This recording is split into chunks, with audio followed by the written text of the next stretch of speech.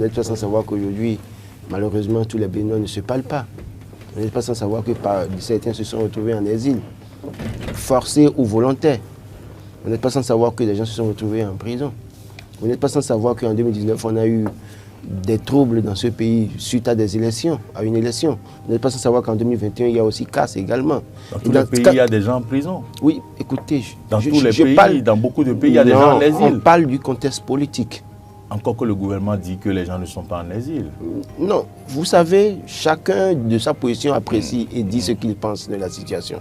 Mais nous sommes tous unanimes sur le fait que depuis 1990, en 2019, on a connu des élections avec des troubles dans le pays. Et ça a conduit des gens en prison. Nous sommes unanimes sur le fait qu'en 2019, il y a une situation de certificat de conformité qui a fait que malheureusement des gens n'ont pas pu se rendre, aller aux élections. Nous sommes ici, on a vu qu'en 2021, malheureusement, des gens cherchaient le parrainage, n'ont pas le parrainage et n'ont pas pu aller aux élections. Et au thème, après ça, d'autres se sont retrouvés en prison. Donc c'est des faits qui font que malheureusement, dans bien des régions, les gens ne se parlent pas. La réalité est là. Si on ne veut pas reconnaître la réalité, c'est qu'on va continuer. Dans quel pays il y a l'unité parfaite, où tout le monde se parle, où il n'y a pas d'opposition, il y a rien? Nous parlons du Bénin, Moriagua. Nous parlons du Bénin et vous parlez du Bénin. Ce qui se passe à quelle époque du Bénin, l'opposition et la mouvance, il n'y a jamais eu de problème? Il y a toujours eu des problèmes et les opposants ont toujours appelé à l'unité. D'accord. Sous le général Mathieu Kékou, on a connu ça. Sous Soglo, on a connu ça. Les opposants appelaient à l'unité. Sous le général Mathieu Kékou, on a connu ça. Sous le président Bouniaï, on a connu ça également. Et les gens appelaient à l'unité. Donc ce n'est pas parce que on est sous Patrice Talon qu'aujourd'hui on ne va pas autoriser les gens, accepter que les gens appellent à l'unité. S'il y a des problèmes, et ce que je dis, c'est que ce qui se passe au Bénin ne m'intéresse pas pour le moment d'abord. Ce qui m'intéresse, c'est ce qui se passe dans mon pays, le Bénin. D'accord. Ce qui se passe ailleurs ne vous intéresse pas? Ça nous intéresse à bien des égards, mais pour le moment, nous parlons du Bénin. Et c'est notre pays. Et donc, il y a des choses qui sont passées. Qui a occasionné ça? Je ne vais pas jeter la pierre à quelqu'un.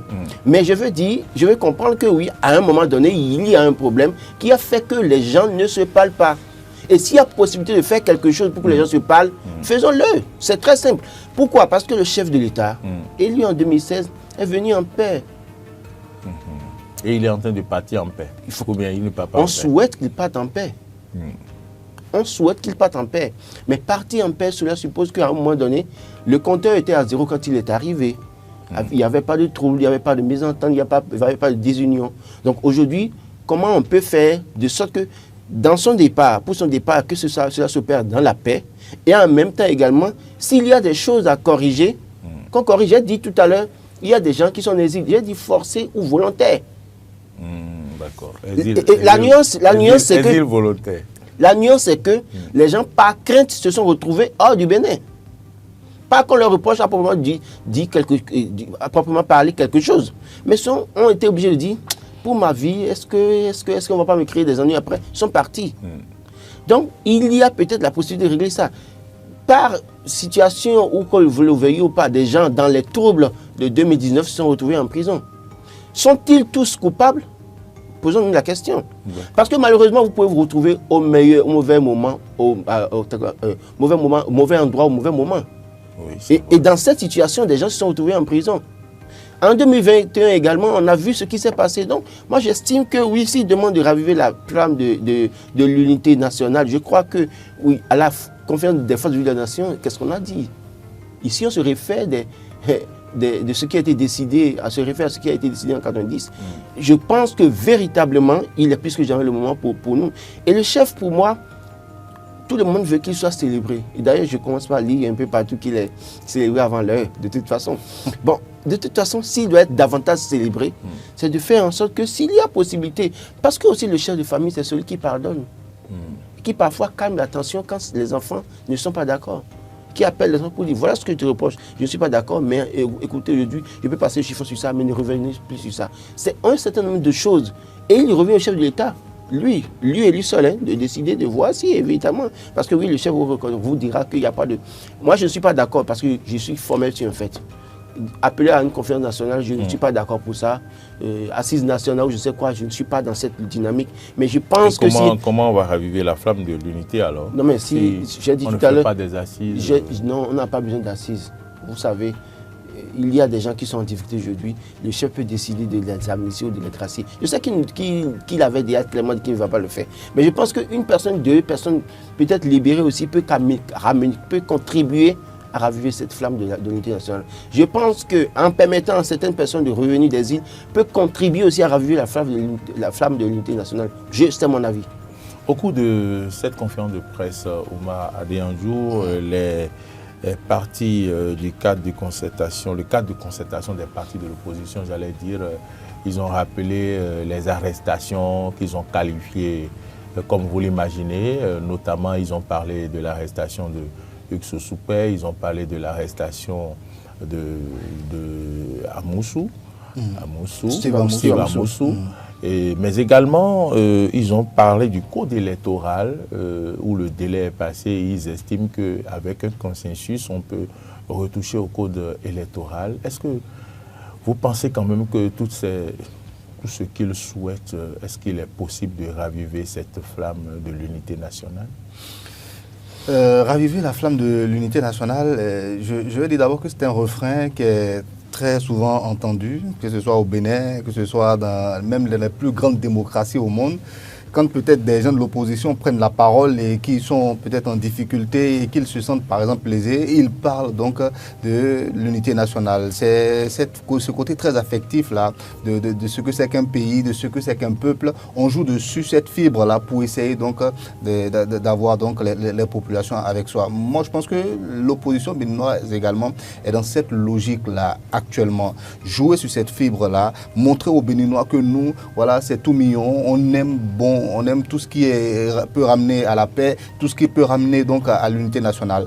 C'est vrai que sur le plan politique, je le dis et je le répète, il y a beaucoup de personnes aujourd'hui qui se regardent en chien de faïence. On ne se parle pas comme dit Laurent. Mais quand on regarde, on sort de la société béninoise, on n'a pas tous les mêmes points de vue, on n'a pas tous la même vision sur le plan politique. Mais croyez-moi, les Béninois se parlent et personne ne pourra me le démentir ici. Tous les Béninois se parlent, que tu sois du nord ou du sud, quand les Béninois se retrouvent dans les administrations, dans leur lieu de travail, dans les marchés, on se parle. On n'est pas encore arrivé à cette étape-là, je ne pense pas. On n'est pas encore arrivé à cette étape-là. C'est clair, c'est vrai que si, sur le plan politique, on ne prend pas garde à tout ce qui se passe, ça peut finalement donc rejaillir sur donc les citoyens lambda qui finalement vont se sentir plutôt proches de tel et finalement on va commencer. L'histoire dans d'autres pays nous éclaire largement dessus, dans d'autres pays où la politique a conduit donc à des guerres civiles, à des génocides, ainsi de suite. Donc, il faut faire très attention quand sur le plan politique, les gens ne se parlent pas. Mais je pense que, ne serait-ce que pour le moment, les Béninois, je pense que le Béninois est un peu au-dessus de tout ça. Ils savent à peu près comment prendre les politiques aujourd'hui. Ça, c'est une vérité. Maintenant, quant aux revendications de l'opposition, moi je dis... Pensez-vous que ces revendications de l'opposition pourront contribuer à raviver la flamme de l'unité? Non mais écoutez... Notamment le président des quotidiens ont dit qu'il faut que le président pose des actes forts. Et ces actes forts-là, c'est quoi? C'est peut-être libérer quelques-uns qui sont en prison, des têtes fortes qui sont en prison, ou peut-être amnistier d'autres qui pourront rentrer, je ne sais pas. Hein.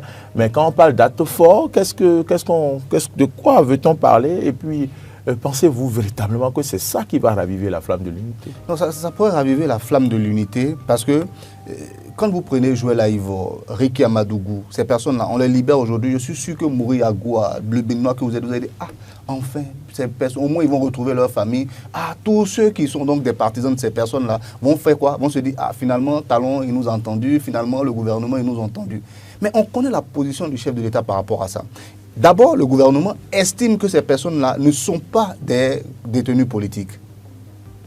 Ils ont commis des fautes pour lesquelles on doit les sanctionner, comme tout Béninois peut être sanctionné si jamais il commettait les mêmes erreurs que ces personnes-là. Vous êtes d'accord avec moi? On parle par exemple pour Joël Aïvo de blanchiment de capitaux, toutes ces choses-là. Tout Béninois doit pouvoir répondre de tout ce qu'il y a comme argent sur son compte si on lui demande des comptes. Vous êtes là aujourd'hui, on sait à peu près ce que Mori gagne, mais si du jour au lendemain, on trouve Mori avec un duplex 3 étages, avec tout le luxe qu'il faut, on va tout de suite se poser la question. Et je suis sûr que c'est les promoteurs de cette chaîne-là qui vont se poser, C'est quoi? Mourir en train de s'engraisser. Il y a quand même des jeunes dans le pays qui font monter les duplex. On n'en parle pas. Non, je suis d'accord. Non, je suis d'accord avec vous. Bon, il y a peut-être une petite... On doit pouvoir fouiller tout le monde, je suis d'accord avec vous. On ne doit pas faire une politique de 2 poids 2 mesures. On doit pouvoir regarder un peu chez tout le monde. Maintenant, le problème c'est qu'avec les politiques, le problème c'est qu'eux ils sont au devant de la scène. Et vous êtes opposés au régime. C'est ça aussi la lutte politique. Vous allez dans les pays les plus industrialisés, c'est exactement cela. On cherche comment on appelle, le petit problème qu'on peut créer à notre opposant pour le faire taire à jamais. C'est comme ça, c'est ça l'arène politique. J'ai toujours employé le mot arène, c'est en connaissance de cause, c'est une vraie lutte, c'est un vrai combat. On est véritablement dans une arène. Donc chacun doit pouvoir... parce que la politique eux-mêmes... On est tous des fils d'un même pays. Oui, on est tous des fils. On est tous des fils d'un même pays. On défend quoi? Tous, autant que nous sommes. On défend les bonnes vertus, on défend la bonne gouvernance, on défend les bonnes pratiques sur le plan économique, sur le plan... Enfin, lutter contre la corruption, toutes ces choses-là. Mais si vous-même, vous qui venez à la télé et que vous parlez tous les jours de ces choses-là, et qu'au moment où on vous appelle pour venir répondre d'un certain nombre d'actes, vous n'avez pas la possibilité de répondre à ça, qu'est-ce que vous défendez finalement comme idéal? C'est ça aussi. On défend l'unité nationale, on défend la démocratie, on défend l'ordre institutionnel et constitutionnel dans un pays. Si jamais on vous prend et qu'on vous dit, on vous reproche le fait que vous voulez déstabiliser peut-être le pays, vous fomentez un complot contre le pays, vous avez essayé donc de renverser. Non, mais à partir de ce moment, vous devez pouvoir répondre aussi. Parce que c'est l'idéal généralement que les politiques aussi vendent. Vous êtes d'accord avec moi? Donc quand votre adversaire vous reproche ça, il faut trouver les preuves et démentir aussi. Pour le moment, moi j'ai confiance en la justice. On peut me traiter de tous les noms, mais c'est ce que nous avons. C'est la seule justice que nous avons aujourd'hui. Si vous avez une autre justice, présentez-la. Et là, on va voir comment est-ce que ça se passe. Mais pour le moment, on a cette justice-là. Et nos juges, de manière indépendante, disent, ok, telle personne, il faut la condamner parce que ce qu'on lui reproche est avéré. Le chef de l'État dit, si le juge a dit, moi je n'ai rien à dire par rapport à ça. Parce que pardonner quelquefois aussi est une faute. Souvenez-vous un peu de... Tout peut être une faute, ce que dit le chef. Voilà. Donc pardonner quelque part peut être une faute. Donc il estime, et on peut le comprendre, et les exemples pour démontrer le fait que pardonner peut être une faute aussi existent. Dans l'histoire de l'humanité, on peut le voir. Beaucoup de personnes à qui on a dit, ok, écoute, celui-là, il est en train de commettre une erreur à côté de toi, et si tu le laisses, finalement, c'est toi qui va en payer le prix fort. Donc, si tu ne fais pas l'effort de ne pas le pardonner, finalement, tu paieras le prix fort aussi. Donc, il y a beaucoup d'exemples. Il est dans sa logique à lui. Voilà. Maintenant, je vous le dis et je le répète, moi, on libère ce matin Rekia Madougou, mais je serai très heureux parce que c'est que tous les partisans de Rekia Madougou, finalement, vont faire quoi? Ils vont se dire, ah, c'est bon maintenant, on est tranquille. La dame est libérée. Joël Aïvo, même chose. Que, je ne sais pas moi, tous ceux qui sont en exil, les Ajavo et tous les autres, si on doit citer forcément des noms, reviennent au pays sans souci. Mais tout le monde sera heureux. Et on va se dire, ah, finalement, il y a l'unité nationale. Mais en réalité, c'est l'unité peut-être des politiques. Est-ce que pour cela, on doit fermer les yeux sur toutes sortes de crimes, alors que ces crimes-là, on ne ferme pas les yeux quand il s'agit de citoyens lambda? Voilà la dualité du problème. Voilà comment on appelle, là où tout le problème est compliqué. C'est une véritable quadrature du cercle. Pour utiliser un terme très scientifique, c'est une véritable quadrature du cercle. C'est une équation, mais compliquée à résoudre. Donc, à partir de cet instant, chacun vient avec sa logique. Le peuple écoute. Oumar Adé un jour vient essayer d'éclairer. Laurent aussi vient essayer d'éclairer comme il peut. Mouyagua essaie de poser les questions qu'il faut. À chaque Béninois maintenant de se faire son idée par rapport à toutes ces choses-là. Moi, je pense que, pour finir, les Béninois se parlent. Moi, je crois, les Béninois se parlent. Si on prend aujourd'hui, vous allez dans un marché, les gens se parlent. La politique n'est pas le premier sujet que les Béninois... Non, ils ont d'autres soucis. Très bien. Voilà, Laurent Anthony Kess, est-ce que vous pensez qu'avec tout ce que le président de la République a eu à faire avec son gouvernement, et on parle de le célébrer et tout, montrer qu'à la fin il est à Gmono et tout, est-ce que poser des actes forts, comme le disent les quotidiens, sera une plus-value pour lui à la fin de son mandat? Est-ce que ne pas poser ces actes-là posera problème. Oui, ça posera problème. Pour sa célébration. En réalité, ça sera une plus-value, forcément. Il a beau travailler à la tête du pays, mais s'il n'arrive pas à calmer la tension dans une certaine mesure du parti, ça va être la tâche sur sa gouvernance, malheureusement. Alors, je reviens sur un aspect, en tout cas 2 aspects abordés par Omar Poudi. Les Béninois se parlent, dont on parle en réalité, c'est pas on se voit, on se parle en tant que Béninois. Mais le véritable problème, c'est quand il y a élection aujourd'hui au Bénin, est-ce que le Béninois, chaque Béninois se retrouvera dans la liste électorale en compétition pour aller voter librement? Ça part de là. Parce que dès lors que vous êtes peut-être partisan du parti de Mori Agua, et qu'il se fait que Mori Agua, son parti n'est pas autorisé, par des stratégies politiques, n'est pas autorisé à aller aux élections, vous ne vous retrouvez pas dans ça. Et ça peut suffire, ça peut vous amener à ne pas aller voter. Mais pour soit alors, je suppose le cas, puisque c'est pour ça que je rejoins le cas du code électoral. Si vous vous rendez compte que vous avez milité pour le parti de Mori Agua et que vous avez des élus, vous avez réussi à avoir les 20% dans 23 circonscriptions électorales et dans la 24e, vous n'avez pas eu les 20%. Et que pour ça, tout ce que vous avez fait, c'est à l'eau. Alors que vous êtes de la 6e circonscription électorale, vous avez réussi à avoir même 50%. Et que parce que dans une circonscription électorale, vous n'avez pas les 20%, tout est à l'eau. Quel serait votre état d'âme? Et comment est-ce que ça va se passer? Comment est-ce que les Béninois, dans ces conditions, peuvent se comporter? On ne sait pas. On ne souhaite pas la violence. On va travailler et œuvrer pour la paix.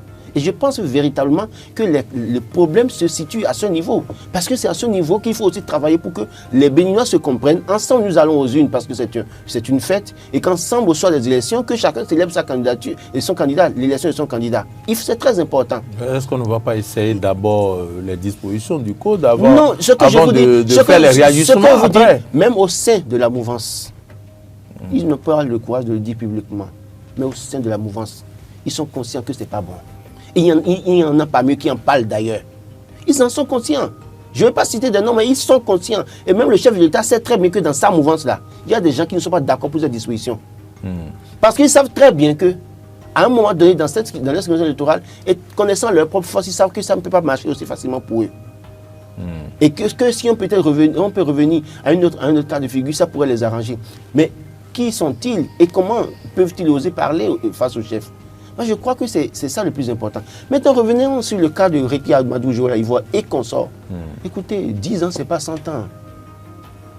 Joël Ivoire a été arrêté en 2021.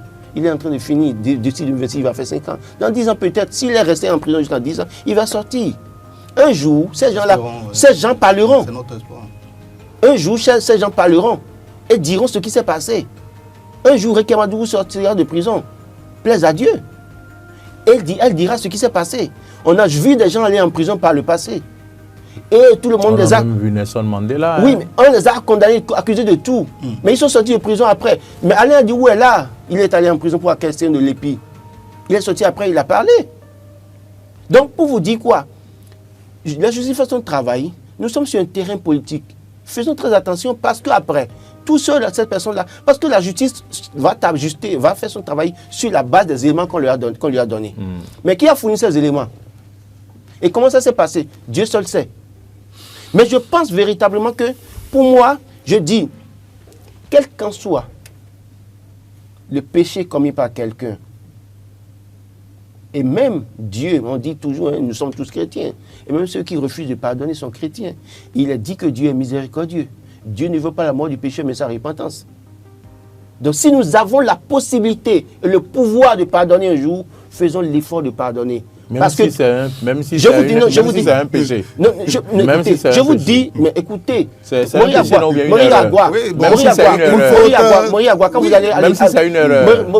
vous allez à l'église les dimanches, vous récitez le Notre Père, oui ou non? Je suis en train de faire allusion à ce que le président a dit.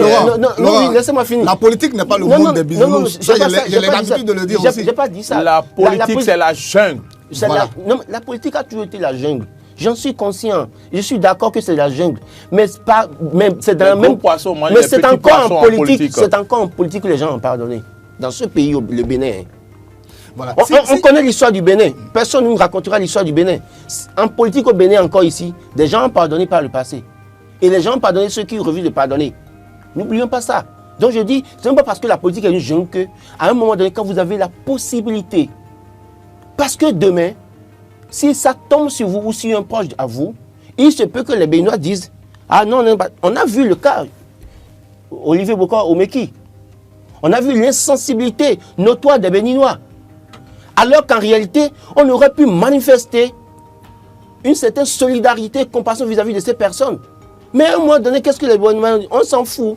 Parce qu'on les a vus faire, ils se sont tués sur notre malheur. C'est pour vous dire que si vous avez la possibilité, quelque part un jour, de pardonner, pardonnez et continuez votre chemin. Parce que demain, votre temps peut arriver. Oui, réaction. J'ai 3 points de réaction. J'espère que vous allez m'aider à noter dans le cas où j'oublie. Mon premier point de réaction, c'est par rapport à, comment on appelle, à la vérité de l'histoire et la vérité de la justice, tel que Laurent l'a dit. Il y a également le point sur lequel le pardon, j'aimerais bien revenir aussi sur le pardon. Et enfin, le code, c'est-à-dire la réforme sur le plan politique qui est plutôt contraignante. Je commence déjà par le pardon de, comment on appelle, le pardon, enfin, pardon, pas par le pardon, par la justice. La vérité de l'histoire. Vous savez, le juge, il a son outil de travail. Enfin, il a ses outils de travail. Il a sa méthode de travail. Et il recoupe les éléments. Il regarde au vu de la loi, au vu des tests du pays, au vu donc des éléments que la République a mis en place comme garde-fou, il prend une sentence. On ne peut pas lui en vouloir parce que tout simplement, au regard des éléments qu'il a et ceci mis en lien avec les tests de la République, il fait le travail qui est le sien. Il n'y a aucun problème. Moi, je n'ai rien à reprocher au juge.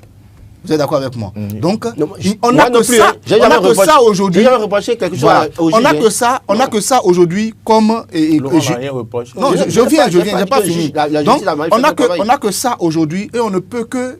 Et comment on appelle ça, dossier sur ça. Il a dit que la justice se base sur les éléments. Oui, je ne m'attaque pas à Laurent. Voilà. Je donne mes arguments à moi. Pensez autre chose. Pensez dire que peut-être ce n'est pas bon si ça. C'est vouloir par exemple et comment on appelle contester le travail que la justice a fait. Et ça, je n'ai pas dit que c'est pas bon. Je n'ai jamais dit ça. Je ne dis pas ça. Okay. Je suis en train de mettre mes arguments. Il ne faut pas dire des choses que Laurent n'a pas eu à dire. Non, je n'ai pas dit ça. Je n'ai pas dit ça du tout. Oui, je ne dis pas.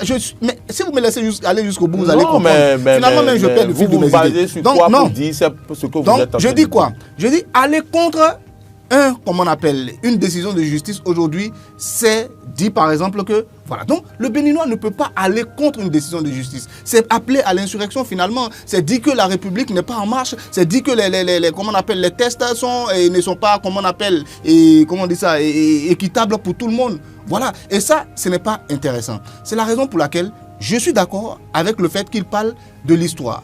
Le temps nous dira aussi toutes les vérités. Parce que ceux qui sont en prison vont sortir. Je suis plus ou moins d'accord avec ça. Mais je dis pour le moment, c'est la justice qui a décidé. On ne peut que... On n'a pas dit le contraire. On ne peut que l'accepter et continuer. L'autre point, je crois que c'est par rapport au pardon. Je l'ai dit tantôt, je dis, chaque Béninois va se faire son idée avec le temps. Celui qui est en place, il est en train de lutter contre quelque chose. C'est comme on appelle, il veut opérer une certaine rupture avec des pratiques d'avant. Oui. Et si jamais vous condamnez quelqu'un pour un acte qui est répréhensible, pour un acte qui est préjudiciable pour donc l'évolution du pays, pour l'évolution économique, pour tous, et que finalement vous le pardonnez ensuite, c'est un précédent que vous créez. Et à chaque fois, ça va mettre en mal tout ce que vous avez comme vision pour le pays. Toutes les réformes que vous avez mises en place. On ne veut plus de corruption, on ne veut plus de tous les crimes économiques doivent être punis. Mais quand il s'agit d'un crime économique et que c'est un homme politique, il faut le pardonner parce que ça va faire plaisir à ses partisans. À partir de cet instant, on va pardonner tout le monde. C'est là où je dis, on peut comprendre. Et des gens vont continuer par poser les mêmes actes. Et on va dire, non, et puis si on a pardonné tel, il faut pardonner tel aussi. Pourquoi on pardonne les grands et qu'on ne peut pas pardonner les petits? Ça aussi, ça va créer un certain clivage dans le pays. Et c'est là où je dis, cet argument-là aussi mis sur la balance, parce que c'est l'argument aujourd'hui des autorités mis sur la balance, ça compte aussi. On doit pouvoir le prendre en compte. Et puis, je vais vous dire une chose. On parle tout le temps de comment on appelle, de Dieu, tout ça, et qu'on veut ramener ça, par exemple, dans la politique. Mais soyons très sérieux aussi. Si Dieu existe et qu'il a créé l'enfer et le paradis, ça veut dire qu'il va punir certains. Vous êtes d'accord avec moi? Même Dieu, le très haut, le très affectueux, le très amour, tout ce que vous voulez, la plus grande affection qu'on peut avoir au monde, il n'y a pas quelqu'un qui peut être plus affectueux que Dieu. Mais il est prêt à punir ceux qui commettront des erreurs, à les mettre en enfer. Et c'est justement notre mission, c'est d'aider les gens à ne pas aller en enfer. En enfer, on est d'accord. Mais Dieu lui-même est prêt à les mettre en enfer. Ça, là, personne ne peut le contester. Non, Dieu n'est pas prêt à nous mettre en enfer. Dans Deutéronome, Dieu a dit, Dieu vous donne le choix. Suivez. Dieu vous donne le choix. Suivez. Dieu vous donne le choix. Je ne pourrais pas tenir. Non, allez lire Deutéronome 28. Dieu vous donne le choix de choisir entre l'enfer et le paradis. Dieu n'est pas prêt à vous mettre en enfer. C'est vous qui décidez. Non, je ne suis pas, contrairement à Laurent, moi je ne suis pas un grand spécialiste du Coran. Ah d'accord. Ça, je vous le dis. Sinon moi, je suis à votre place, je sors le texte du Coran en même temps. Mais ce que je veux dire, Laurent, c'est quoi? C'est que le jour du jugement dernier, selon ce qui est prévu, il y a des gens qui seront en enfer. Donc, il y a des gens qui ont commis des fautes et qui doivent... Mais il y a des imbéciles qui tuent père et mère, enfants, tout ça. Vous allez dire que non, Dieu va les pardonner. Non, il y a beaucoup de choses aussi. Donc, il y a des gens qui seront en enfer. On est d'accord avec moi. Je pense que ça aussi, si on veut ramener ce côté très affectueux de Dieu là-dedans, il ne faut pas oublier cet aspect-là aujourd'hui. Réforme politique. Parce que si les gens commettent des erreurs, il faut aussi les punir. Je ne dis pas que tout ce qui est en train d'être fait est bon. Non, je n'ai pas dit ça. Réforme politique. Je n'ai pas dit ça. Mais je dis, mettons également les arguments aujourd'hui du pouvoir également sur la balance. Vous l'avez dit, vous avez expliqué les arguments. Allons aux réformes politiques. Les réformes, avant de démarrer les réformes, je vais vous dire quelque chose que j'ai lu hier soir, quand je préparais justement toute cette journée. Je suis tombé sur, comment on appelle, une information où dans un pays africain, aujourd'hui on a plus de 80 candidats à l'élection présidentielle. On a l'impression qu'on s'en va à un match de, je sais pas moi, de rugby ou bien de quelque chose. C'est-à-dire que les gens dans le pays n'ont que ce talent-là, quoi, le talent d'être président. Et c'est cela qu'on veut corriger chez nous. C'est pas une très belle image. C'est ce qu'on a voulu corriger chez nous. Tout le monde, tous les présidents qui se sont succédés, enfin, tous les régimes qui se sont succédés depuis 90, ont voulu plus ou moins corriger cet aspect-là aussi. Vous êtes d'accord avec moi? Et lui, il arrive, il est obligé. Mais au départ, n'oubliez pas, il a essayé de faire consensus autour donc de sa vision. Et on se souvient de tout ce qui s'est passé à l'Assemblée et tout, avant que sur le plan politique, les propos se durcissent, sur le plan politique, les positions deviennent de plus en plus tranchées et que certains soient obligés de fuir parce qu'on n'est pas dit chercher leur casserole aussi, qu'on veut leur, on veut leur demander de venir répondre de tout ce qu'ils ont fait. Donc certains ont pu fuir et aussi ça conduit à ça. Donc les problèmes qu'on veut corriger, c'est ça qui a amené comment on appelle cette réforme très contraignante aussi. Il ne faut pas l'oublier. Et ça, moi je le dis et je le répète, il ne faut pas l'oublier. C'était devenu un sport national chez nous. Être président, vouloir être candidat à l'élection présidentielle. Un pays où on a près de 300 partis politiques. À quoi est-ce que ça rime? Pour à peine 10 millions d'habitants dans le temps. On est venu à corser avec les circonscriptions électorales. Les 20%, 10% d'abord, après 20%. Est-ce que ça la règle le problème? Je rappelle d'abord l'objectif. Donc l'objectif c'était ça. Vouloir mettre fin à ces mauvaises pratiques-là qui salissaient l'image du pays. Oui, d'accord. Et maintenant, et à quoi on veut mettre fin avec les 20% et les 10%? Aucune œuvre humaine n'est parfaite. Vous êtes d'accord avec moi? Peut-être que les 20% ne sont pas ce qu'il faut peut-être aujourd'hui, mais c'est ça que l'autre a proposé d'abord. On va avec ça, on fait avec, et dès que vous qui êtes contre les 20% avez le pouvoir, on va voir encore comment est-ce qu'on peut remettre... Oui, non, c'est la seule solution. Vous voulez qu'on le fasse comment? Lui, il dit que c'est sa trouvaille à lui. Lui, il dit que c'est le moyen que lui l'a trouvé. On peut revoir. Lui, il dit que c'est le moyen que lui l'a trouvé. On peut revoir. On peut revoir. Les autres ont proposé qu'on... Oui, mais il ne veut pas revoir. Lui dit qu'il consensus, on peut revoir. Oui, ils ont proposé qu'on fasse un consensus. On revoit ça comment dans le pays? Nous sommes dans une république. Les pouvoirs sont séparés. On revoit les tests dans un pays comment? C'est le législateur qui revoit. Ils n'ont aucun moyen de revoir les tests aujourd'hui à l'Assemblée nationale. Pas consensus. Comment ils n'ont aucun moyen?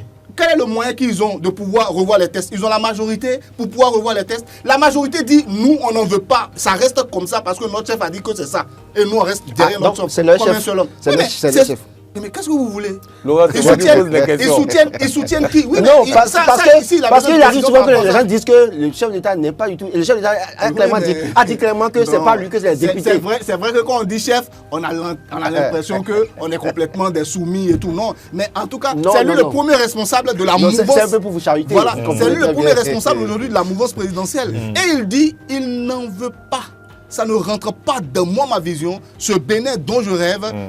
Et Et sur ce point, moi je dis, je suis plutôt d'accord avec lui. Et aucune œuvre humaine n'est parfaite, que je dis. Cela veut dire quoi? On peut revoir ces tests-là.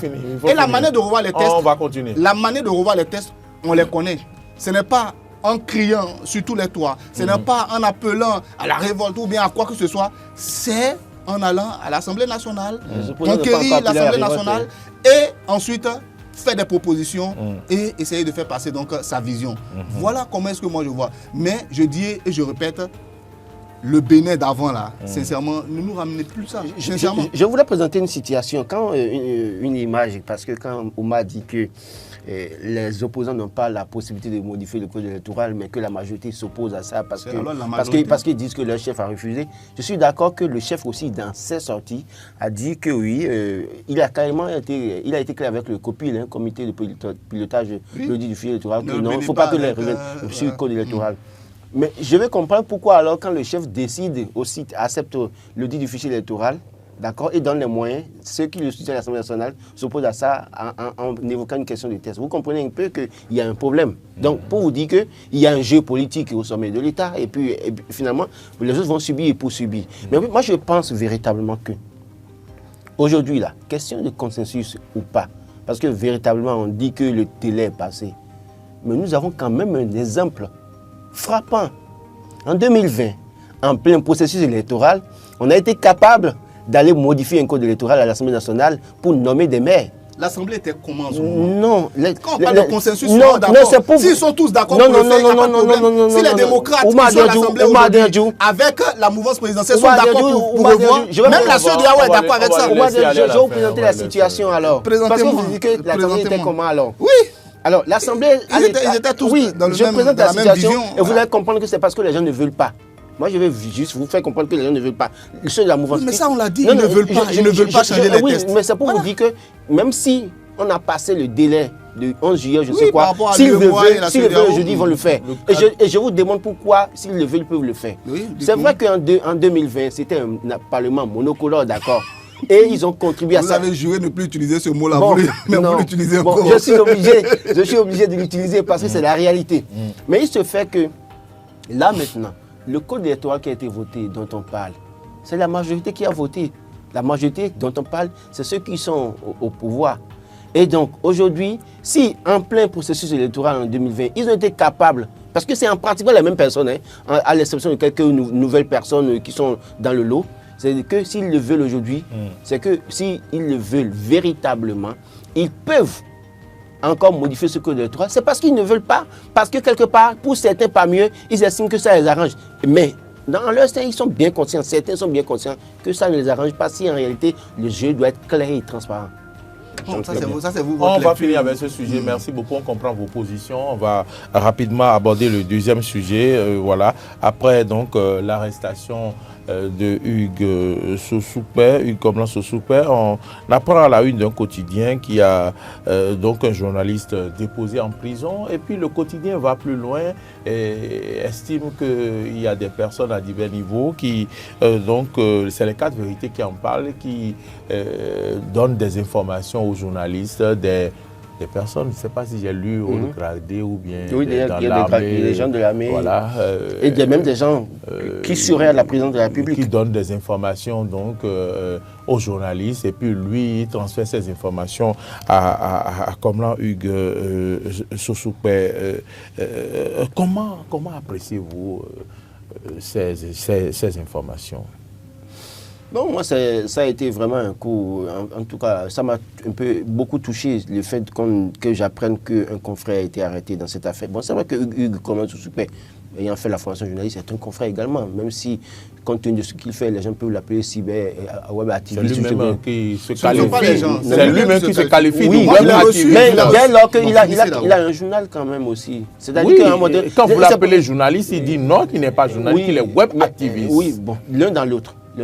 On ne va pas, parce qu'il s'est fait appeler web activiste ou pas, parce qu'il a fait une formation, pour moi, je le considère d'abord journaliste et après web activiste, si on veut élargir son champ d'action. J'estime que oui, après lui, je crois que le cas de Ali Moumouni, malheureusement, j'appelle son nom, c'est un confrère. Ça me touche beaucoup parce que c'est quelqu'un que j'ai connu en étant journaliste sportif, qui vous souviennent, on était sur tous les reporters terrain de reportage sport.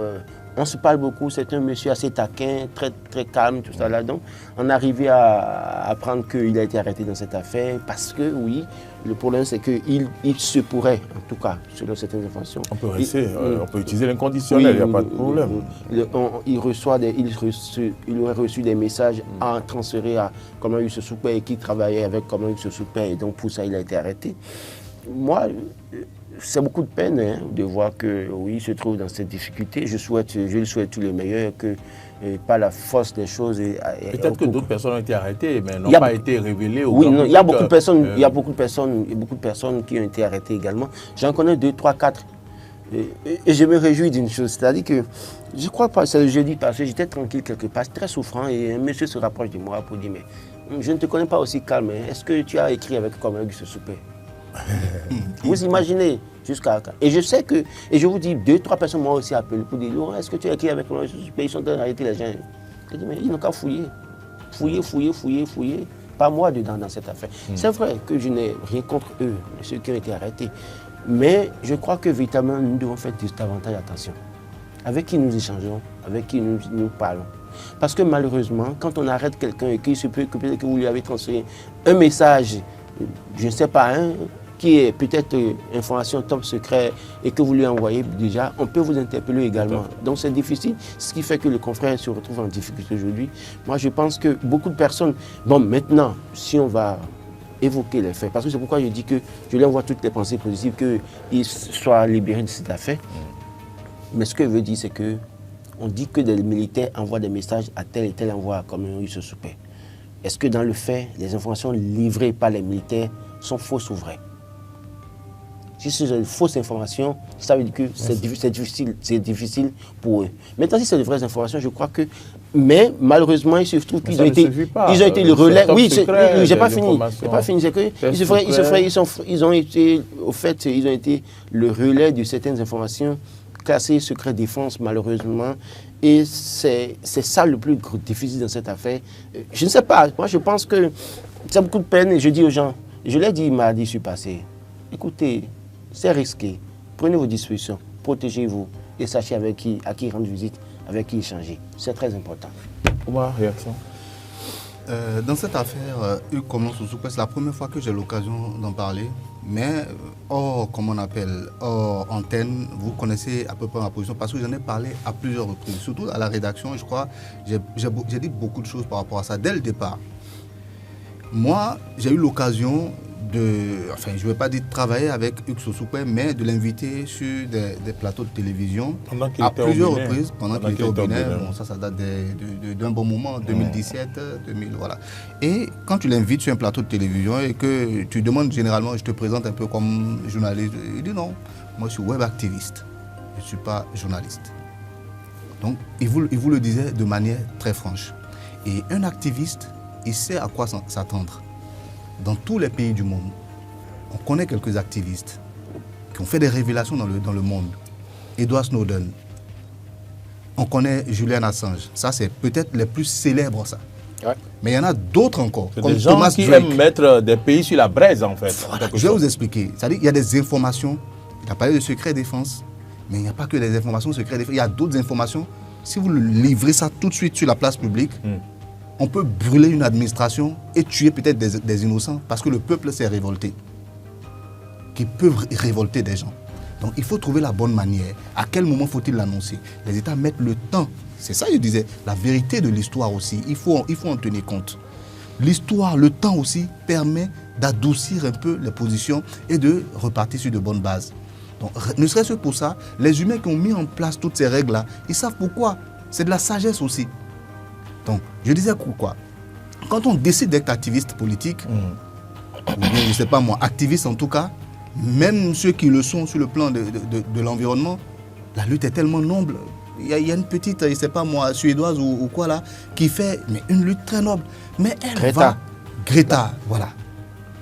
Cette dame, on va dire que c'est très noble. Elle veut que... Voilà. Elle veut que la planète... Elle était une petite fille, après elle a grandi quoi. Elle n'est pas encore dame avant de parler.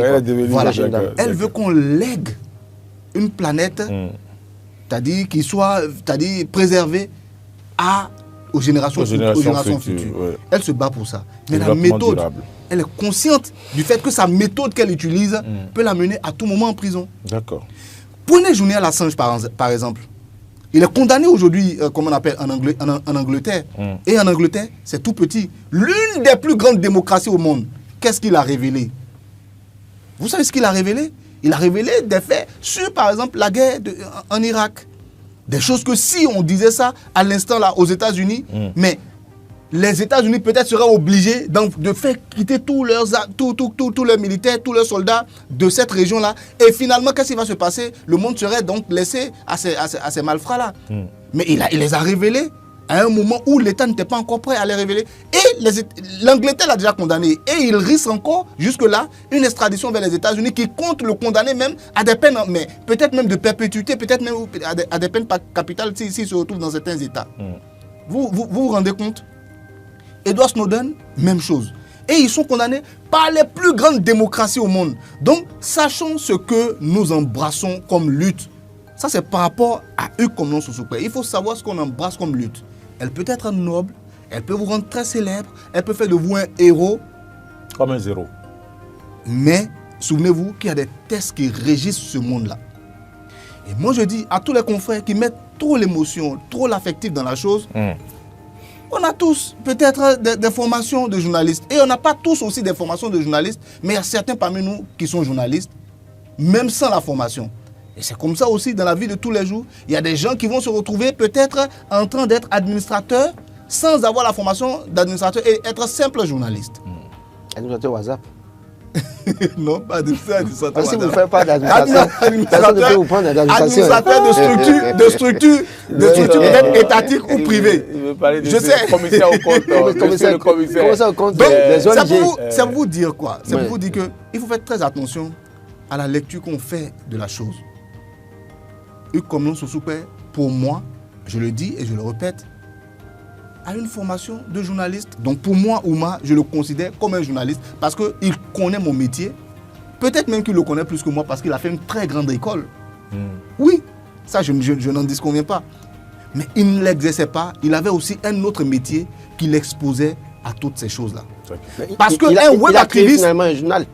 Oui, même si c'est pas reconnu par je suis d'accord. Bon. Je suis d'accord. Mais ce journal-là, depuis 2015, a été également, interrompu par la HAC.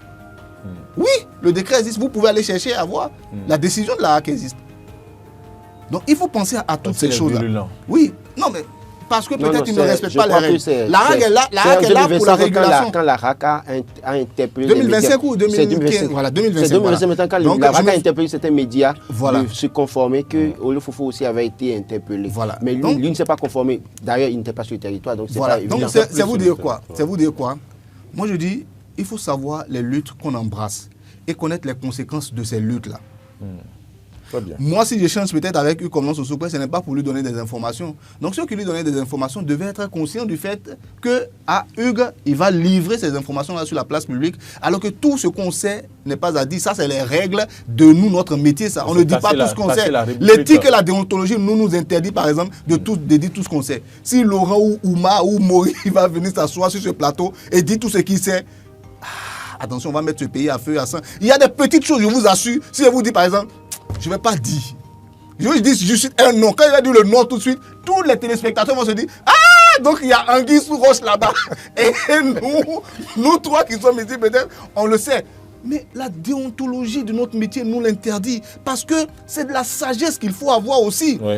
Parce que tout le monde n'a pas le recul nécessaire pour pouvoir donc réagir face à une telle information. C'est bien ça. Il y a des informations que vous envoyez à quelqu'un qui a la trempe vraiment d'un chef d'État. Quand il la reçoit, il va vous dire « Écoutez les amis, je suis un peu fatigué, laissez-moi me retrancher un peu d'abord dans mon bureau. » Et cette information, vous allez lui donner. Excusez-moi, je n'ai pas dit que tous les vulcanisateurs sont des cons. Vous allez donner ça à un vulcanisateur. Il va dire « Quoi? Où est mon marteau? Où est ma machette ?» Voilà. Et il sort de la rue. Je vais le tuer. Comment ça peut se passer? Voilà. Vous voyez? Donc, on n'a pas tous le même recul. La foule ne réagit pas comme l'élite.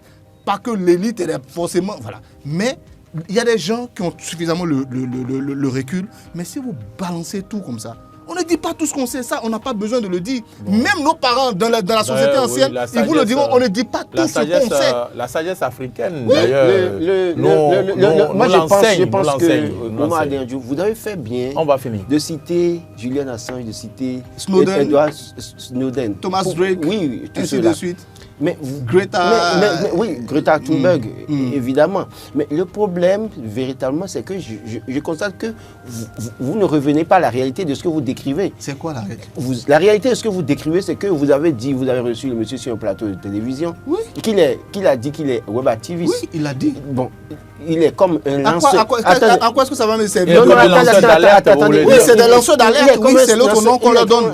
Un lanceur d'alerte. C'est un lanceur d'alerte. La plupart du temps, les lanceurs d'alerte. Comme Julian Assange. Oui, la plupart du temps, les lanceurs d'alerte sont des brûleurs de pays. Ils prennent pas des brûleurs de pays. C'est-à-dire, il y a. On peut le dire aussi. Chacun a de sa position appréciée. Mais malheureusement, vous l'avez bien dit, il est web activiste. Le web activiste n'a pas de cadre formel comme les journalistes. Vous et nous, c'est vrai, on ne peut jamais dire certaines choses. Mais malheureusement, si vous vous retrouvez dans la position d'un web activiste un jour, c'est l'environnement là qui vous oblige à faire ça. Et c'est ça. C'est vrai qu'on ne peut pas tout apprécier de comment il se soupère. Mais il a été lanceur d'alerte dans bien des cas où des choses ont été corrigées. Et dans bien des cas aussi, il a donné de fausses informations. Moi, je me rappelle de l'information, par exemple, sur le terrorisme, où j'étais complètement écœuré. Je me suis dit, qu'est-ce qu'il a mis comme ça? On ne peut pas relayer la propagande, par exemple, comment on appelle, je suis d'accord avec vous. Mais pour vous dire que, au fond, le lanceur d'alerte qu'il est, comme Julian Assange, malheureusement, c'est-à-dire, il peut se permettre certaines choses que nous pouvons ne pas apprécier. Donc c'est pour ça que moi je dis, s'il est dans un registre de web activiste, comprenons que c'est dans son registre de web activiste. Et la preuve sur TikTok, là, les web activistes que vous connaissez là, ils disent des bêtises tout le temps. Même si c'est parce que lui, s'il s'est intéressé à la politique, qu'on voit que ça c'est dérangeant. Mais il y a des gens qui sont sur TikTok qui disent web activistes, qui disent n'importe quoi, sans pudeur, mais on constate. Donc pour vous dire que s'il a préféré être web activiste, malheureusement, c'est le monde l'environnement qui exige ça ou bien qui vous donne cette latitude. On ne va pas encourager ça. On va demander aux gens, oui, essayez de porter des gants, de faire attention. J'ai été clair pour dire, écoutez, à un moment donné aussi, quand vous êtes en contact, moi je sais, j'ai vécu ça, je sais ça. Parfois, quand vous êtes en difficulté, les gens surfent sur votre difficulté et vous manipulent. Vous utilisez parfois des moments donnés. Ça, je suis d'accord avec vous. Et parfois, quand c'est comme ça, vous ne savez pas quand vous avez balancé une information. Mais parce que vous attendez de votre bienfaiteur quelque chose. Et ce n'est pas seulement les difficultés, Laurent. Ils peuvent surfer également sur vos ambitions, vos envies et dire ok, je vais t'aider à faire ci, mais pour faire ci, il faut que tu sois visible. Il faut que et finalement, les jeunes tombent dans le coup. Je pense véritablement que le cas comme le Hugues Soupé, nous devons faire attention. Et moi, je manifeste, je le dis et j'assume ma compassion à Colin Hugues Soupé pour ce qui lui est arrivé. Et souhaiter que, franchement, qu'il s'en sorte mieux de cette affaire. Souhaiter que notre confrère également qui a été interpellé, ces personnes-là, qu'il y ait des situations atténuantes pour ces personnes-là. Et dire aux autres, faites attention pour vous-même. Parce que le plus souvent, quand vous vous retrouvez seul, je ne veux pas citer un nom. Il y a quelqu'un qui est en difficulté en prison depuis quelques jours. Ça fait déjà 2 personnes qui m'ont montré des messages de cette personne-là, demandant de l'argent. Et pourtant, ils défendaient une cause. Et ils étaient, je dirais, peut-être les jeunes bons petits qui donnaient les informations et qui ont certaines choses pour certains acteurs politiques. Mais aujourd'hui, ces gens ont difficulté. Moi, c'est pour je dis. Quelqu'un me demandait il y a quelques jours dans un groupe WhatsApp si j'ai la carte de presse. Je lui ai dit si c'est vous voulez arrêter, vous allez fouiller. Vous allez fouiller. Je pense que véritablement que chacun fasse attention pour sa vie. Pense à sa famille. Mais qu'on n'ait pas pour autant peur de dire ce qu'on pense. Oui, il faut dire ce qu'on pense. Il faut dire ce qu'on pense, mais tout n'est pas bon. Tout n'est pas bon à dire. Tout n'est pas bon à dire. Et puis vous avez dit quelque chose. Il ne faudrait pas que les gens comprennent mal ce qu'on dit sur ce plateau-là. Moi, je connais très bien Julien Kansou-Kandé, par exemple, qui se retrouve derrière les barreaux aujourd'hui, et ça me fait énormément mal. Je n'ai jamais partagé sa vision, et lui et moi, on en a parlé plusieurs fois. Ben bon. Donc, c'est pour vous dire quoi? C'est pour vous dire quoi? On peut être compatissant, mais ne faut pas oublier que ces personnes-là, peut-être qui commettent certains actes, qui sont activistes politiques, qui sont dans ce truc, sont également conscients dès le départ. Ils en sont conscients. Parce que ce n'est pas des choses que nous, on a créées chez nous. Lanceurs d'alerte, activistes, toutes ces choses, on n'a pas créé. Chez eux, là-bas, les Blancs qui ont créé ça chez eux, on sait le traitement qu'on leur fait. Donc, s'ils font la même chose ici, ils savent qu'ils seront soumis au même traitement. Donc, c'est ce que moi je dis. Comment on n'a commis aucun péché que personne n'a commis par le passé. Merci à vous. Si on remonte dans l'histoire du Bénin, il n'a commis aucun péché que d'autres n'ont pas commis. Moi, je ne suis pas de votre avis. Mais je ne veux pas relancer le débat. Parce que moi, je ne suis pas pour par exemple, qu'on mette le pays à feu et à sang. Moi, je ne suis pas pour. À un moment donné, on n'a pas donné des armes à quelqu'un pour d'aller combattre. On est passé près de ça. On n'a pas besoin d'armes. La parole qui sort de la bouche de Dieu. Ce qu'on écrit dans un journal, c'est une arme. Ce que je dis, j'ai dit tout à l'heure que je n'ai pas été d'accord pour lui avec lui tout le temps. Sur tout ce qu'il fait. Mais que hier, aussi, des gens ont fait des choses comme ça, qu'on a dénoncé. Non, c'est pour vous dire. Non, mais c'est pour. Je dis. On doit pouvoir être patriote. On doit pouvoir être patriote. Au-delà de tout. Au-delà de tout. Qu'est-ce que je n'ai pas envie de vérifier ici, mais je ne peux pas. Je ne peux pas. Parce que je suis patriote. On doit placer le drapeau béninois au-dessus de tout. Je n'ai jamais dit que tout ce qu'il a fait, c'est bon. J'ai reconnu d'abord en disant que je ne suis pas d'accord avec lui sur certaines informations. Oui, mais bon, mais après... Quand je dis clairement, ce que je dis, et je le rappelle, c'est pour que demain, là, que les gens ne continuent pas avec la même chose. Parce que hier, quand vous faites, vous savez, Oumar Adéanjou-Moriagua, il y a des choses quand vous faites aujourd'hui, des gens vous suivent. Et parfois, après, ils vous font ça contre vous. Et vous pensez que c'est, en réalité, vous voulez réagir. Mais malheureusement, c'est que à un moment donné, ils vous ont vu faire. Nous n'encourageons pas. J'ai été clair pour dire, mais pour dire quoi? Pour dire que nous avons tous à un moment donné failli dans cette affaire. Dans laquelle Ce qui se passe là, nous avons tous failli à un moment donné. Je le comprenais à demi-mot. Nous avons tous failli quelque part. Nous avons tous failli quelque part. Nous avons tous, à un moment donné, posé des actes qui ont motivé les jeunes. Il y a des gens dans la République qui ont posé des actes, qui ont motivé ça et qui ont entraîné à certaines choses. Qu'ils ont pu passer dans les mailles du filet. Donc faisons en sorte que... Quand on embrasse une lutte aussi, il faut l'embrasser en connaissance de cause. Et savoir qu'on doit pouvoir répondre de ses responsabilités. C'est important. Il y a des choses qu'on ne dit pas. Je n'appellerai jamais à la violence dans ce pays. Je suis béninois, j'ai grandi au Bénin, j'ai étudié au Bénin, tout cela. Mais il faut qu'on se dise parfois la vérité entre béninois, qu'on se dise, écoutez... Il y a des vérités qu'on ne dit pas. C'est pas, j'ai dit quelle vérité. Vérité qu'on dit là, c'est très simple. Il ne parle pas de toi, il dit pas de... Mais oui, vérité dont je parle, c'est que demain là, quand je serai en mesure d'aller dire à Boniaï, ce que tu as fait pendant 10 ans là, vous avez fait, monsieur le président, pendant 10 ans là, vous avez vu ce que ça a entraîné. Et de dire aussi à monsieur Patrice Talon, ce que vous avez entraîné pendant que vous étiez président là, où est-ce que ça entraîne?